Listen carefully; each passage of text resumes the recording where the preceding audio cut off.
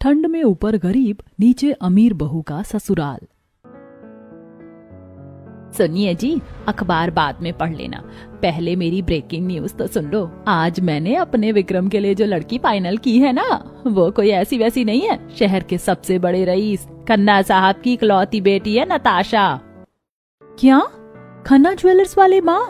वो तो बहुत हाई फाई लोग हैं। वो हमारे मिडिल क्लास घर में अपनी बेटी देंगे? अरे क्यों नहीं देंगे, मेरा विक्रम क्या कम है, बैंक में मैनेजर है, ऊपर से इतना हैंडसम है। और फिर मैंने भी थोड़ी बढ़ा चढ़ा कर बातें कर दी है, कह दिया है कि पुश्तैनी हवेली है गांव में। अरे आजकल रिश्तों में थोड़ी बहुत मार्केटिंग तो करनी पड़ती है। माँ, नताशा अच्छी लड़की है, मेरी कॉलेज में जूनियर थी, वो एडजस्ट कर लेगी। चलो, छोटे का तो सेट हो गया, अब बस मेरे इस बड़े साहबजादे राघव का कुछ हो जाए। देख राघव, तू ज्यादा पढ़ा लिखा नहीं है, ऊपर से सीधा साधा है, तेरे लिए मुझे थोड़ी ज्यादा मेहनत करनी पड़ेगी। कोई संस्कारी गृहलक्ष्मी टाइप की लड़की मिल जाए तो मैं गंगा नहा लूं। माँ, वो आपको मेरे लिए परेशान होने की जरूरत नहीं है। है? जरूरत नहीं है मतलब तू क्या संन्यास लेगा? नहीं माँ, मैंने अपने लिए लड़की पसंद कर ली है। तूने पसंद कर ली? कौन है वो? कहाँ मिली तुझे? देख राघव, मुझे हार्ट अटैक मत देना, कोई उल्टी सीधी लड़की तो नहीं है ना? नहीं माँ, बहुत अच्छी है, उसका नाम सुमन है, वो हमारे गांव की है। मैं जब भी गांव जाता था उसे देखता था, बहुत गरीब परिवार से है माँ। उसके पिताजी किसान है, घर में तंगी है लेकिन संस्कार बहुत अच्छे हैं। क्या कहा तूने? गरीब गांव की गंवार है? ये भगवान, मेरी तो किस्मत ही फूट गई, एक बेटा हीरा लाया और दूसरा कोयला उठा लाया। अरे गायत्री, चिल्ला क्यों रही हो? गरीब है तो क्या हुआ, लड़की अच्छी होनी चाहिए। आप तो चुप ही रहिए, हम मिडिल क्लास जरूर है, पर इतने भी फटे हाल नहीं है कि सड़क से उठाकर किसी भिखारन को अपने घर की बहू बना ले। लोग क्या कहेंगे? मेरी किटी पार्टी में क्या इज्जत रह जाएगी? माँ प्लीज ऐसे मत बोलिए, सुमन बहुत अच्छी है, वो आपकी बहुत सेवा करेगी। सेवा? मुझे सेवा नहीं, स्टैंडर्ड चाहिए, स्टैंडर्ड। मेरी छोटी बहू नताशा जब कार से उतरेगी और ये सुमन जब फटी साड़ी में उसके बगल में खड़ी होगी तो कैसा लगेगा? जैसे मुगले आजम के साथ कोई भोजपुरी फिल्म चल रही हो। अरे बस करो गायत्री, बहुत हो गया तमाशा।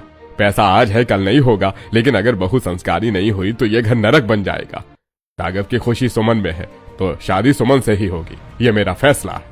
ठीक है, कर लो अपनी मनमानी, लेकिन कान खोलकर सुन लो सब। अगर कल को उस गांव वाली ने मेरे घर का माहौल खराब किया या मेरे स्टैंडर्ड की धज्जियां उड़ाई तो मेरे पास रोते हुए मत आना। मेरे घर में कलेश नहीं चाहिए मुझे, मैं अभी बता रही हूँ। गायत्री देवी अपने कमरे में चली जाती हैं। समय बीतता है, दोनों भाइयों की शादी संपन्न हो चुकी है। घर के दरवाजे पर दोनों बहुओं का गृह प्रवेश हो रहा है। नताशा ने एक डिजाइनर लहंगा पहना है, उसका मेकअप और गहने भी बहुत अच्छे हैं। वहीं सुमन एक साधारण साड़ी में है। अरे देख देख सरला, वो छोटी वाली को देख, चमक रही है, लगता है गायत्री के तो वारे न्यारे हो गए। बहू क्या है, चलता फिरता एटीएम लग रही है। हाँ, लेकिन वो बड़ी वाली को देख, बेचारी कितनी सीधी लग रही है, पर कपड़े देखो, ऐसा लग रहा है किसी पुरानी साड़ी पहन कर आ गई हूँ। राम जाने इन दोनों की जोड़ी कैसे जमेगी। गायत्री देवी थाली लेकर आती हैं, उनकी नजरें सिर्फ नताशा पर टिकी हैं। आ मेरी लक्ष्मी, मेरी गुड़िया, हाय किसी की नजर ना लगे। गायत्री देवी एक अपनी सोने की अंगूठी उतारती हैं और नताशा को दे देती हैं। ये ले बेटा, ये मेरी तरफ से शगुन, अंदर आ जा, दायां पैर रखना, ध्यान से लहंगा खराब ना हो जाए। Thanks mom. नताशा का गृह प्रवेश हो जाता है। अब सुमन की बारी है। गायत्री के चेहरे की स्माइल गायब हो जाती है, वो ऐसे खड़ी हैं जैसे कोई अनचाहा मेहमान आ गया हो। चल तू भी आ जा, अब खड़ी क्या है, मुहूर्त निकल जाएगा। गायत्री देवी 101 रुपए सुमन के हाथ में थमा देती हैं। ये ले शगुन। अब तेरे मायके वालों ने तो कुछ दिया नहीं है, जो मेरे पास खुला पड़ा था दे दिया। उम्मीद मत करना कि मैं तेरे लिए भी सोने के हार लुटाऊंगी, जितनी चादर उतना ही पैर पसारना चाहिए। सुमन की आंखों में आंसू आ जाते हैं। हाय राम, देख रही है भेदभाव, सगी बहुओं में इतना अंतर। गायत्री तो पहले दिन से ही सौतेली सास बन गई है। गायत्री तुरंत अंदर चली जाती है, नताशा के पीछे पीछे सुमन को दरवाजे पर अकेला छोड़कर। तभी पीछे से हरिशंकर जी आते हैं। वो अपनी जेब से एक लिफाफा निकालते हैं और सुमन को थमा देते हैं। अंदर आ जाओ बेटी, दरवाजे पर क्यों खड़ी हो? हाँ, ये घर अब तुम्हारा है। और हाँ, अपनी सास की बातों का बुरा मत मानना, दिल की बुरी नहीं है वो, बस थोड़ी दिखावे की दुकान है। जैसे नई साड़ी की चमक कुछ दिन में फीकी पड़ जाती है ना, वैसे ही उसका गुस्सा भी उतर जाएगा। जी बाबूजी। सुमन अंदर आती है। अंदर हॉल में गायत्री देवी खड़ी हैं, कमरों का बंटवारा करने के लिए। नताशा बेटा, तू तो वो सामने वाला बेडरूम ले ले, उसमें अटैच बाथरूम भी है और बालकनी भी है, तुझे फ्रेश हवा मिलेगी। और राघव, तू अपनी बीवी को लेकर वो कोने वाले स्टोर रूम, मेरा मतलब छोटे कमरे में शिफ्ट हो जा।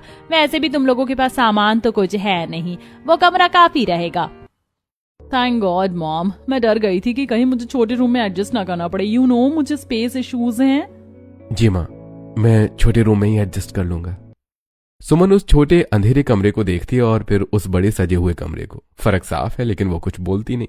अगली सुबह घड़ी में 9 बज रहे हैं। नताशा अपने कमरे में रजाई ओढ़कर सो रही है, वहीं सुमन सुबह 5 बजे से उठकर नहा धोकर काम कर रही है। सुन सुमन, हाथ जल्दी चला और नाश्ता तैयार कर। और खबरदार, जो एक आवाज भी की, मेरी नताशा अभी सो रही है, तू पोहा, हलवा और चाय रेडी कर। जी माँ जी, बस हो गया। आधे घंटे बाद सुमन नाश्ते की भारी ट्रे लेकर किचन से निकलती है। हॉल में पड़ोस की कुछ औरतें भी बैठी हैं। तभी नताशा अपने कमरे से एकदम तैयार होकर निकलती है। ओ जेठानी जी, लाओ लाओ, मैं ले चलती हूँ। आप क्यों तकलीफ कर रही हो? आप जाकर किचन में बाकी काम देख लो ना। सुमन कुछ बोल पाती उससे पहले ही नताशा उसके हाथ से ट्रे ले लेती है और फिर ट्रे लेकर परिवार वालों के पास जाती है। सुमन वहीं खड़ी रह जाती है। लीजिए आंटी जी, स्पेशल पोहा और गाजर का हलवा। मैंने सोचा आप लोग आए हैं तो मैं अपने हाथों से कुछ स्पेशल बनाऊं। प्लीज खाकर बताइए ना कैसा बना है। अरे वाह, बहुत स्वादिष्ट है नताशा, बहुत तो सर्वगुण संपन्न है, मॉडर्न भी और खाना भी अच्छा बनाती है। और नहीं तो क्या, मेरी छोटी बहू तो हीरा है, हीरा। अरे वाह भाई वाह, आज तो मजा ही आ गया। क्यों सुमन बेटा, सुबह 5 बजे से बना रही थी ना नाश्ता? आवाज आ रही थी मुझे तेरी। पड़ोस की औरतें कानाफूसी करने लगती हैं। गायत्री देवी बात को संभालती है। समय बीत जाता है। शाम को मुंह दिखाई की रस्म हो रही है। सोफे पर नताशा बैठी है। उसने बनारसी साड़ी और गले में हार पहन रखा है। ठीक उसके बगल में नीचे एक छोटे से लकड़ी के स्टूल पर सुमन बैठी है, अपनी साधारण साड़ी में। हाय, क्या साड़ी है गायत्री, ये तो पक्का 50-60 हजार की होगी। तेरी छोटी बहू तो क्या किस्मत लेकर आई है। तभी एक पड़ोसन दुर्गा काकी सुमन के पास आती है। उसे सुमन का भोला चेहरा भा जाता है। पर मुझे तो ये बड़ी वाली ज्यादा प्यारी लग रही है। देखो तो कितना नूर है चेहरे पर, एकदम देवी जैसी लगती है। कमला सुमन को अपनी अंगूठी देती है। ये देखकर बाकी औरतें भी सुमन की तारीफ करने लगती हैं। हाँ, स्वभाव तो इसका ही अच्छा लग रहा है। एक्सक्यूज मी आंटी, इसे सुंदरता या भोलापन नहीं, गरीबी कहते हैं, पॉवर्टी। ये सुनकर सुमन दुखी हो जाती है। इसके पास पहनने को ढंग के कपड़े नहीं है, बाप के पास देने को फूटी कौड़ी नहीं थी, इसीलिए ऐसे बन के बैठी है। गांव की गंवार है ये, और आप लोग मेरी तुलना इससे कर रहे हो। मेरा सैंडल भी इस 2 कौड़ी की साड़ी से महंगा है। शांत हो जा नताशा बेटा, इन लोगों को क्या पता क्लास और स्टैंडर्ड क्या होता है। सुमन की आंखों से आंसू बहने लगते हैं। तभी हरिशंकर जी आगे आते हैं। उनका चेहरा गुस्से से लाल होता है। अरे बंद करो ये तमाशा गायत्री। सबकी बोलती बंद हो जाती है। शर्म नहीं आती तुम दोनों को? हाँ, घर की इज्जत का तमाशा बना दिया। सुन लो बहू, सुमन गरीब जरूर है, लेकिन उसके संस्कार तुम सबसे बहुत ज्यादा अमीर हैं। खबरदार जो आज के बाद किसी ने मेरी बड़ी बहू की बेइज्जती की तो। गायत्री देवी और नताशा मुंह फुलाकर वहां से चली जाती हैं। बाबूजी, आपका ये एहसान मैं कभी नहीं भूलूंगी। सच कहूँ तो आजकल अपने सगे भी इतना साथ नहीं देते जितना आपने दिया है। हम गरीबों की किस्मत ही ऐसी है बाबूजी। अमीरों की चौखट पर हमें सिर्फ बेइज्जती ही मिलती है। पर मुझे किसी बात का बुरा नहीं लगता। मेरे पिताजी कहते हैं, बेटा बड़ा वो नहीं जो अपमान करे, बड़ा वो है जो माफ कर दे। मुझे पता था मेरे बेटे की पसंद गलत नहीं हो सकती। उसने हीरा चुना है, हीरा, खरा हीरा। दोपहर का समय है। गायत्री देवी, नताशा और सुमन शॉपिंग करके लौट रहे हैं। नताशा ने हाथों में बड़े बड़े बैग्स पकड़ रखे हैं। सुमन ने एक छोटा सा पॉलीथीन बैग पकड़ा है जिसमें घर के लिए कुछ सामान है। उफ मॉम, थक गई मैं तो। ये शॉपिंग भी ना जिम से कम नहीं है, और ये बैग्स OMG, मेरे हाथ दुख गए। अरे सुमन, खड़ी खड़ी क्या तमाशा देख रही, दिख नहीं रहा छोटी बहू थक गई है? पकड़ इसके बैग्स, वैसे भी तेरे हाथ तो खाली हैं। माँ जी, मेरे हाथ में भी सामान है। आपके पास 10 रुपए की थैली है, उसमें क्या वजन होगा? लो पकड़ो, थोड़ा काम कर लोगी तो हेल्थ अच्छी रहेगी। वैसे भी आपकी औकात बस मेरा सामान धोने की तो है, खरीदना तो आपके बस की बात नहीं है। नताशा अपने सारे बैग सुमन के हाथों में थमा देती है। सुमन वो भारी बैग्स के बोझ से परेशान हो जाती है। आसपास के लोग उसे घूर रहे हैं। उसे ऐसा लग रहा है जैसे वो घर की बहू नहीं कोई कुली हो। चल चल जल्दी पैर बढ़ा, ऑटो रिक्शा के पैसे नहीं देने मुझे, पैदल ही चलेंगे। नताशा बेटा, तू मेरे साथ छांव में चल। सुमन भरी दोपहरी में भारी बैग लिए गायत्री देवी और नताशा के पीछे पीछे चलती है। लगता है मेरी किस्मत में यही लिखा है। ऐसे 5 साल बीत चुके हैं। आंगन में धूप खिली है। नताशा का 4 साल का बेटा आर्यन महंगे जैकेट और जूते पहनकर खेल रहा है। वहीं सुमन का बेटा छोटू 4 साल एक पुराने स्वेटर और चप्पल में है। उसे ठंड लग रही है। आर्यन बेटा इधर आ दादी के पास आ, बादाम वाला दूध पी ले मेरा राजा बेटा, कितना प्यारा लग रहा है नई जैकेट में। आर्यन दौड़ कर आता है। दादी मुझे और दूध दे ना, मैं और दूध पीऊंगा। दादी मुझे भी दूध दो ना। हट हट, देख नहीं रहा तेरे कपड़े कितने गंदे, मिट्टी में सना रहता है दिन भर। मेरे सोफे गंदे मत कर, जा अपनी माँ के पास जा, वो देगी तुझे पानी। बादाम वाला दूध तेरे लिए नहीं है। छोटू उदास होकर वहाँ से चला जाता है और सुमन के पास पहुँचता है। चलो बेटा, मैं तुम्हें गर्म पानी पिलाऊंगी। नताशा की कुछ हाई सोसाइटी सहेलियां घर आई हैं। सब सोफे पर बैठी हैं। सुमन ट्रे में चाय और नाश्ता लेकर आती है। नताशा ये कौन है, नई मेड रखी है क्या? बड़ी सिंपल है। अरे नहीं यार, ये मेरी जेठानी है सुमन, पर हाँ काम तो ये मेड वाला ही करती है। एक्चुअली क्या है ना, मेरे हस्बैंड तो बैंक में मैनेजर है, पर इनके पति वो क्या कहते हैं, हाँ दिहाड़ी मजदूर हैं, तो बेचारी को घर में ही टाइम पास करना पड़ता है। जी हाँ, मेरे पति मजदूर हैं, वो पसीना बहाते हैं, किसी की चापलूसी नहीं करते। वो शाम को थक हार कर आते हैं, पर जो पैसा लाते हैं वो हक का होता है, किसी के एहसान का नहीं। हम गरीब जरूर हैं, पर अपनी मेहनत की रोटी खाते हैं। हमें किसी के आगे हाथ फैलाने की आदत नहीं है, और ना ही दूसरों को नीचा दिखाकर खुद को बड़ा समझाने की बीमारी है। ये कहकर सुमन वहां से चली जाती है। नताशा की सारी सहेलियां हैरान रह जाती हैं। जनवरी की कड़ाके की ठंड है, कोहरा छाया हुआ है। नताशा रजाई में लिपटी हुई बाहर आती है। उसके हाथ में एक बड़ा सा गट्ठर है, वो उसे सुमन के पैरों के पास पटक देती है। ये सारे कपड़े आज ही धुल जाने चाहिए। आर्यन की जैकेट, मेरी ऊनी कुर्ते और मम्मी जी की शॉल। और सुनिए, मशीन में मत डाला, हाथों से धोना अच्छे से रगड़ कर। नताशा आज धूप नहीं निकली है और पानी बहुत ठंडा है, क्या मैं गीजर से थोड़ा गर्म पानी ले लूं? खबरदार, बिजली का बिल क्या तेरा बाप भरेगा? ठंडे पानी से धो, हाथ चलेंगे तो गर्मी अपने आप आ जाएगी, नखरे मत कर। सुमन बाल्टी में नल से सीधा बर्फीला पानी भरती है और रोते हुए कपड़े धोना शुरू कर देती है। रात का समय, नताशा के कमरे में हीटर चल रहा है। कमरा गर्म है। सुमन का कमरा बर्फ जैसा ठंडा है। छोटू ठंड से कांप रहा है और खांस रहा है। सुमन नताशा के कमरे में जाती है। नताशा, वो छोटू को बहुत ठंड लग रही है, वो कांप रहा है। तुम्हारे पास आर्यन का कोई पुराना स्वेटर पड़ा हो तो दे दो, मैं तुम्हारे बाद में लौटा दूंगी। पुराना स्वेटर? मेरे बेटे के कपड़े ब्रांडेड होते हैं, मैं उन्हें किसी को भी नहीं देती। और अगर इतनी ठंड लग रही है तो अपने पति से कहो ना कि मजदूरी छोड़कर कुछ ढंग का काम करे, 2 पैसों की औकात नहीं है। और चले बच्चों को ठंड से बचाने, निकलो मेरे कमरे से।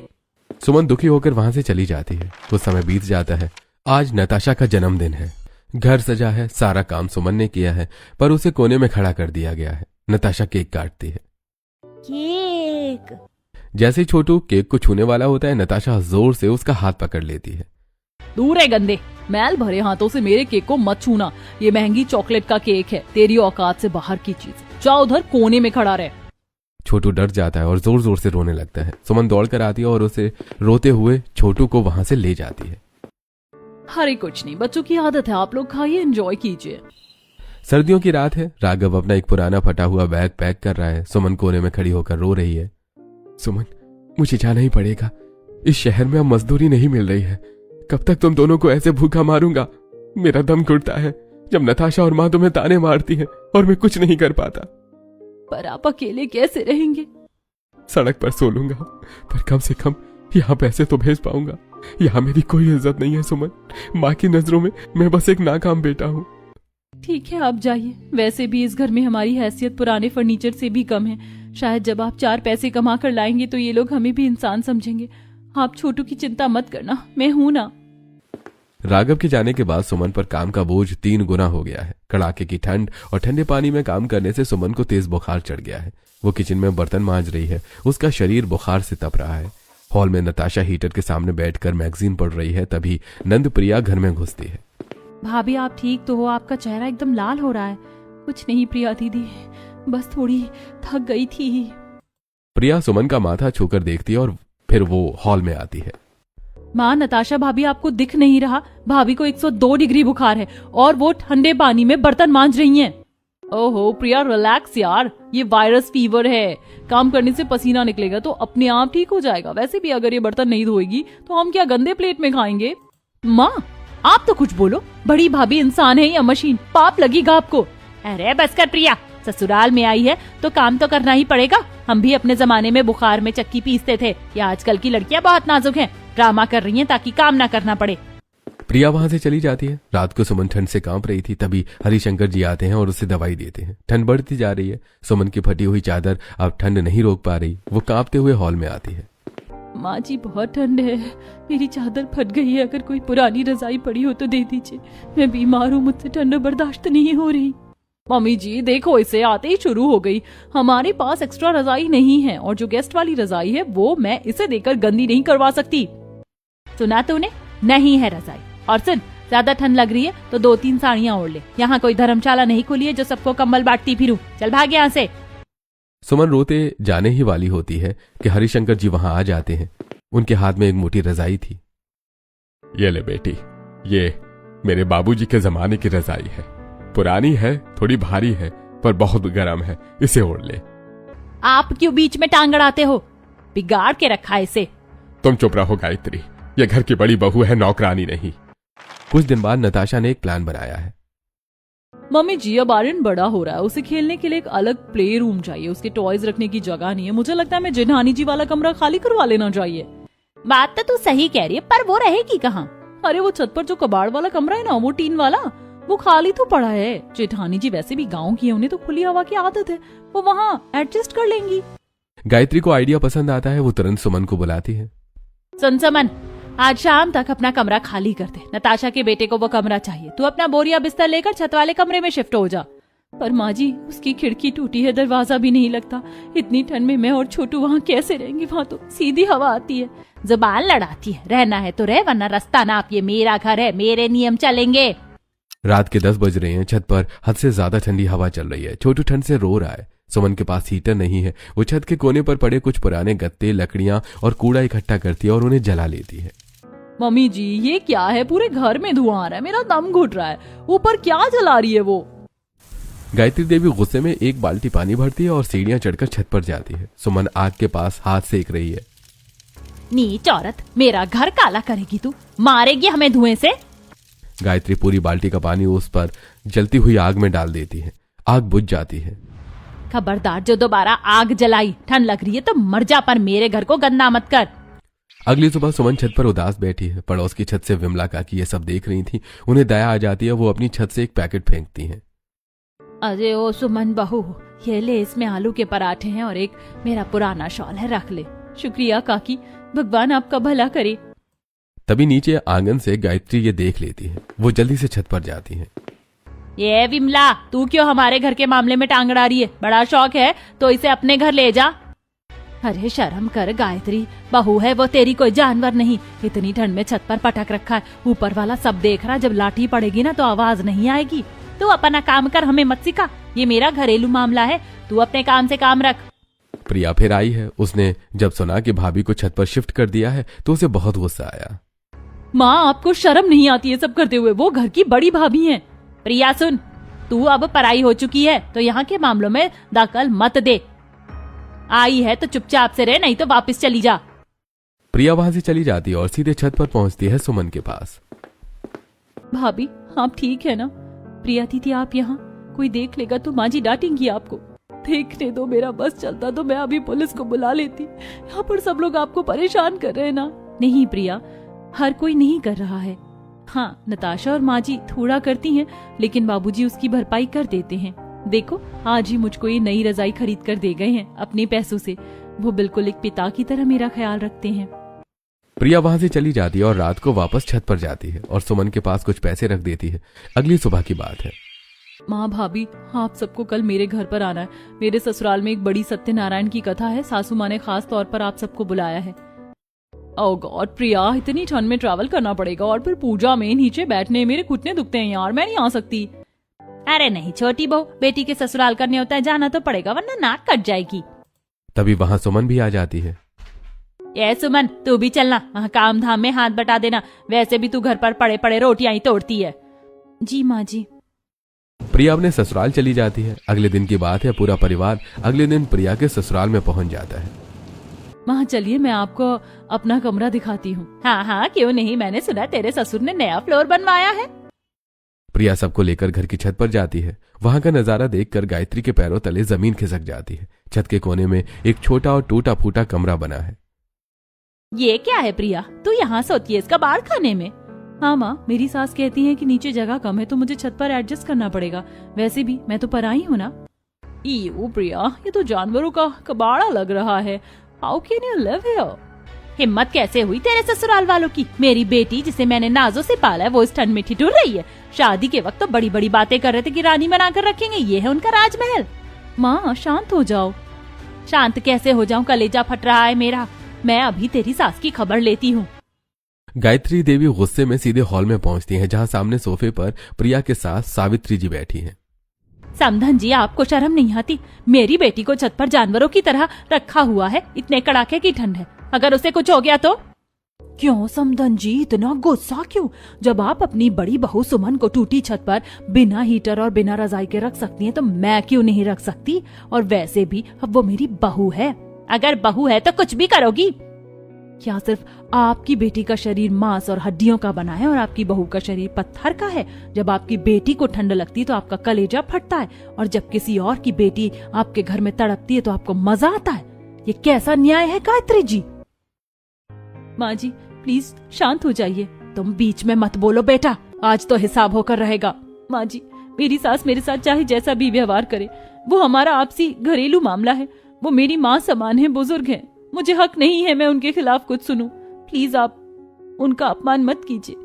उनकी इज्जत मेरी इज्जत है। सुमन की यह बात सुनकर गायत्री सन्न रह जाती है। वो सुमन को देखती रह जाती है और फिर रोने लगती है। हाय राम, मैं कितनी अंधी थी। जिसे मैंने जानवर समझा आज वो मेरी ढाल बनकर खड़ी है, और जिसे सर पर बिठाया वो तमाशा देख रही है। अब मुझे समझ आ गया कौन कोयला और कौन हीरा। समझ आ गया मुझे। माँ रो मत, ये सब नाटक था। मेरा कमरा ऊपर नहीं नीचे है, बहुत गर्म और आरामदायक है। ये छत वाला सीन तो सिर्फ आपको आईना दिखाने के लिए किया था, ताकि तुम्हें अपनी गलती का एहसास हो। मुझे माफ कर दे मेरी बच्ची, मैंने तेरे साथ बहुत गलत किया। मैं इंसान नहीं राक्षस बन गई थी। तूने इतना सहा फिर भी मेरा मान रखा। आज से तू मेरी बहू नहीं, मेरी सबसे बड़ी बेटी है। माँ जी आप रोइए मत, आपने मुझे अपना लिया, मेरे लिए यही बहुत है। गायत्री सुमन को गले लगा लेती है। ऐसी समय बीत जाता है। सुमन के छत वाले कमरे की जगह अब मिस्त्री लगे हुए हैं। ईंटें और सीमेंट आ गया है। गायत्री देवी खुद वहां खड़ी होकर काम करवा रही हैं। अरे भैया खिड़की बड़ी लगाना। मेरी सुमन जब उठे तो उसके चेहरे पर सबसे पहले धूप पड़नी चाहिए, और हाँ, छत पक्की करना, एक बूंद पानी नहीं टपकना चाहिए। नीचे आंगन में सुमन नई साड़ी पहने बैठी है। उसके गले में वो सोने का हार है जो कभी नताशा ने पहना था। छोटू भी नए कपड़ों में खेल रहा है। राघव शहर से वापस आ गया है। लीजिए जेठानी जी चाय।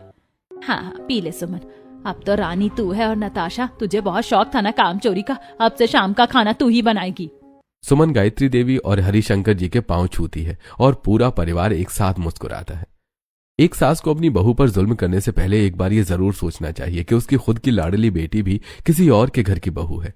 जो आंसू आप आज अपनी बहू की आंखों में लाएंगे, हो सकता है कल वही आंसू आपकी बेटी की किस्मत बन जाए। इसलिए बहू को पराया धन नहीं बल्कि घर की लक्ष्मी और बेटी समझिए।